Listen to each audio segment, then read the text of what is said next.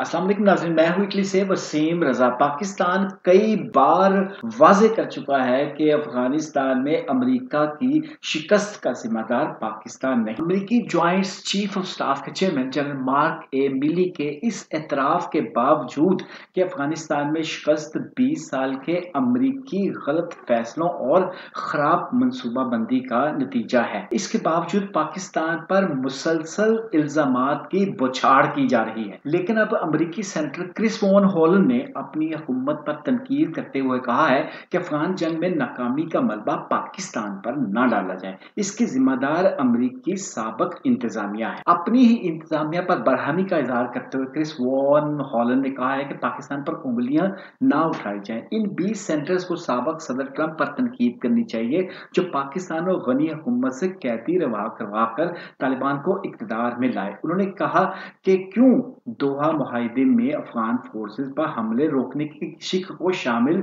नहीं करवाया गया। वाज़ेह रहे कि अमेरिकी सेनेट में अफगानिस्तान पर बिल पेश किया गया था। 22 रिपब्लिकन सेनेटर्स की तरफ से पेश किए गए बिल में कहा गया था कि तालिबान के साथ देने वालों के खिलाफ कार्रवाई की जाए। पाकिस्तान समेत तालिबान को मदद देने वाली रियासतों और गैर रियासती अफराद की निशानदेही भी की जाए। उनका कहना था कि कोई भी अमेरिकी सेनेटर किसी भी मामले पर बिल पेश कर सकता है, मगर इसका मतलब ये नहीं कि यह कानूनी शख्सियत इख्तियार कर लेगा। अफगानिस्तान में अमेरिकी शिकस्त के एतराफ के बाद और अमेरिका के अंदर से ही पाकिस्तान के हक में आवाजें उठने के बाद तवक्को की जा रही है कि पाकिस्तान के मौक़िफ़ को बैनुल अक़वामी सतह पर कबूल कर लिया जाएगा और पाकिस्तान पर पाबंदियां लगाने के साथ साथ मुख्तलिफ ग्रुपों के खिलाफ कार्रवाइयां करने के मुतालबों पर मनमानी या जोर नहीं दिया जाएगा। अफगानिस्तान में अमेरिका और नेटो अफवाज की बदतरीन शिकस्त और इस मामले पर पाकिस्तानी